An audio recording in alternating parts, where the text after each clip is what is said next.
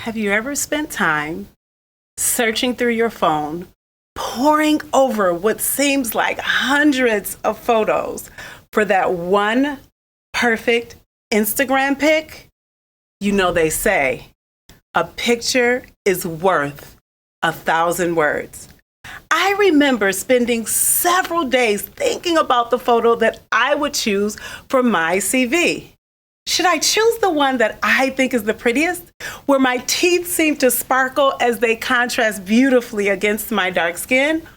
Or the one in the white dress where the lighting is perfect? But then I stop and think, would they like the photo that I choose? Would they think my hair is too messy, my smile too bright, my skin too dark? Do I look like someone that they would even hire? My application and CV should be enough, right? So why is a photo even necessary? I would argue that it isn't. Let me rewind a bit so that you can understand the context of this talk. After 10 years of working in my home state of Michigan, I decided to delve into education abroad. Two of my colleagues had been hired to work in the UAE, and they encouraged me to apply as well. I submitted my application along with my CV and credentials and was immediately contacted for an interview. After 1 week, I was hired, and after 6 months, I had moved to Al Ain, Abu Dhabi.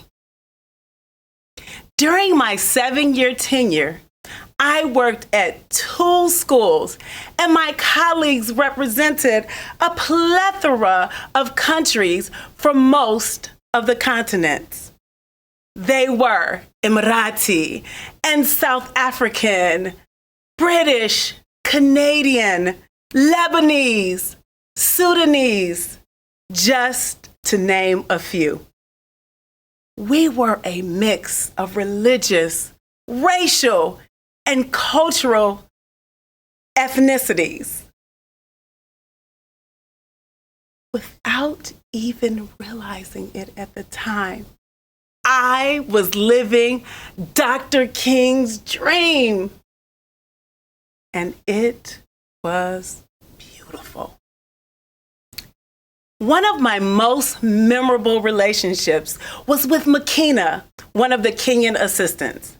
While her exact title was unknown, we were always in awe of her organizational skills and her adeptness at repairing the copier as we stood around perplexed. Some of you might be familiar with that one perpetually problematic copier that seems to break the moment you need it to work. Makina could easily repair that. One day, Makina approached me to help her with her CV so that she could find a job to better match her skill set. I was honored that she asked me, so I obliged. After a long day of work, I plopped down on my sofa and pulled out the envelope that she had handed me earlier. I stared in shock at the photo on her CV.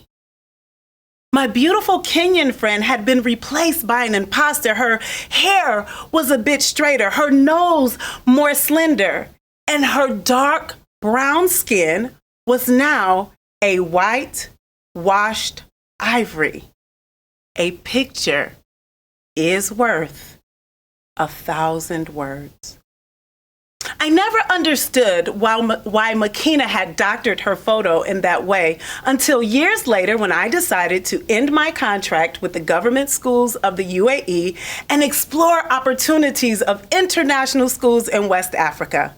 As I perused the largest international school recruiting website, I could see myself working on diverse teams that included West Africans and learning about the land of my ancestors. Of the 5 countries that I researched, the leadership teams were made up of mostly middle-aged white men, with some middle-aged white women.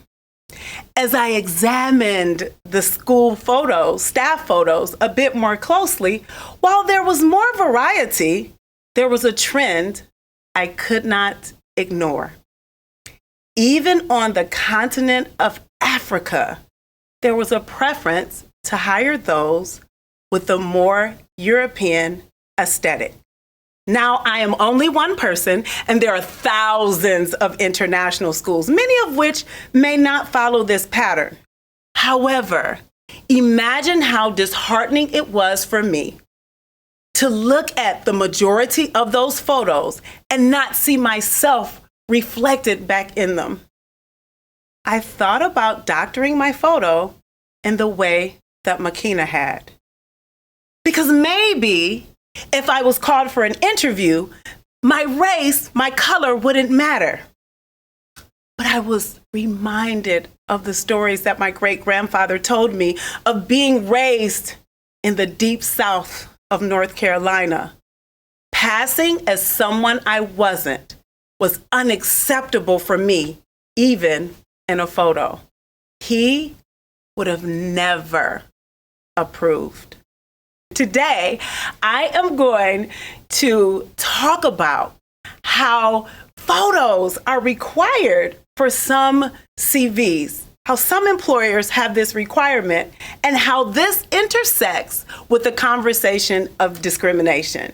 Instead of focusing on anti-racism, anti-sexism, and anti-ageism, I am going to focus on the positive aspects of diversity and how being open to differences is a recipe for success.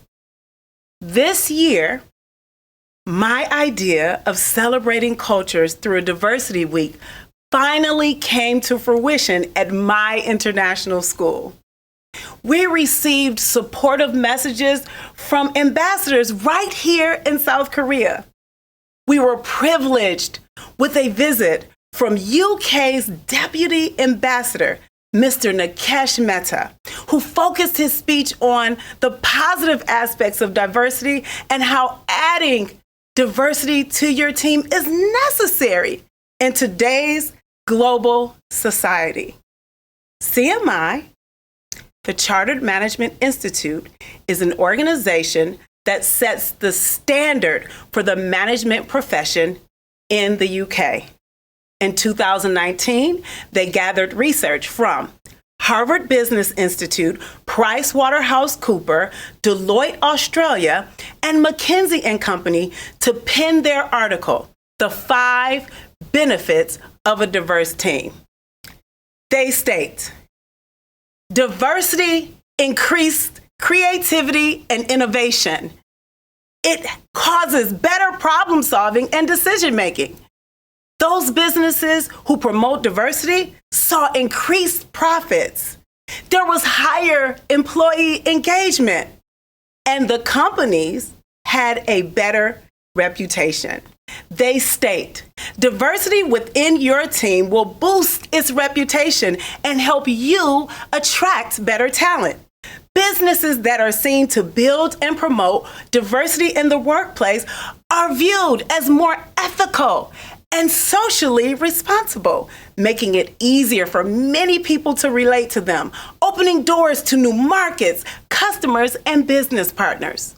Workplace diversity is not just a politically correct fad, it's a serious competitive advantage. Now, considering that the companies that I researched were homogenous, but diversity actually is beneficial, what are the photos being used for? Some of you in this audience may be asking yourselves, how does all of this relate to me? Many of you will be applying to universities in South Korea and around the world. And at some point in your life, you may be asked to submit a photo. Imagine for a moment, you have studied hard to obtain the best education possible. You beam with pride as you glide across the stage and you see your parents giving you a much deserved standing ovation because they know the work it took for you to reach this point. Imagine you are the parent, tears stream down your face because you have given your child the best opportunities possible. You have just graduated from an internationally recognized university. Think Seoul National University, Nanyang Technical University, Oxford, Harvard, Michigan State University, just to name a few. You know you qualify for the job that you apply for, but you are denied opportunities because the photo you submit is of you, a Korean, and they are looking for someone who is not. How would you feel? There is a misconception around the world that a certain race, culture, nationality equates to being qualified. This is simply not true.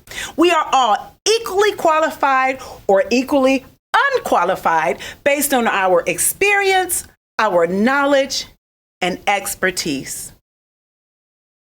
3 researchers, Peter Chu, Jessica Young, and Gerald Tan, conducted research at a private university in Singapore that focused on racism and the Pinkerton syndrome.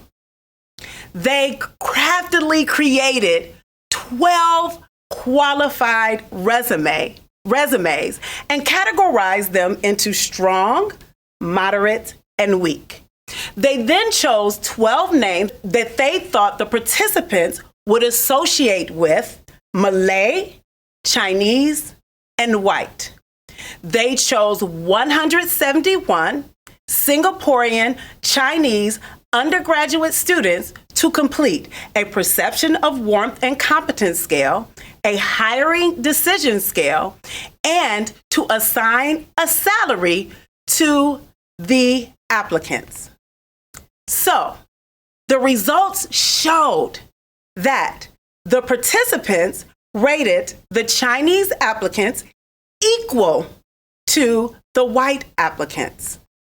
However, the Chinese test subjects found that the white applicants were more suitable and more deserving of a higher salary. Conversely, they rated the Malay applicants as less qualified than their Chinese counterparts, and they found the applicants less suitable for the job and awarded them a lower salary. These results show that this is an example of the Pinkerton syndrome, which is the tendency for Asians to be prejudiced and discriminate in favor of whites. It is an unusual form that is perpetuated by the majority against themselves. This is one study based on one demographic. However, it does show that some individuals and some groups may attribute qualified to specific physical attributes, which is an example of implicit bias. So now, let's return to present day, because this is an international school and I am an international school educator. I never applied to any of those schools in West Africa. However, as you can see, I was contacted by a school here in Jeju and I began working for them. By the time that I was hired, I did not have the fortitude to look through staff photos anymore. But the good news is that the 2 largest international school recruiters have decided to implement anti-discriminatory policies. The largest international school recruiter has decided to remove native English speaker from job requirements, because we all know that you don't have to be a native English speaker to be a good English educator. They also stated that they will remove photos from applications and CVs as a requirement. The second largest international school recruiter has decided that they will implement various strategies and plans to make sure that there is no discriminatory policies. However, they did not mention the removal of photos. And while a picture is worth 1,000 words, what will we do? First, let's denounce those companies that require a photo. I am not applying for a modeling contract, and that's obvious. So why is a photo necessary? It's not in most of our careers. Secondly, let's be open to differences. Diversity on our teams is a benefit, and it is a recipe for success. Third, let's think about the verbiage that we're using. I am not an alien. I am not a foreigner. I am a guest here willing to learn from you and add value to your community, to our community.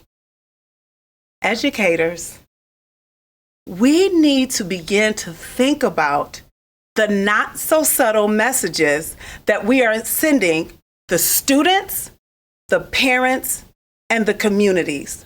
Are we suggesting that a particular race, nationality, or culture equates to being qualified? Take a moment and look at your leadership teams. Look at your staff, and you answer that question. And while a picture is worth 1,000 words, our actions speak louder than the words on the pictures, so let's act today. I want to end with this powerful quote from Helen Keller. Alone, we can do so little. Together, we can do so much. Thank you.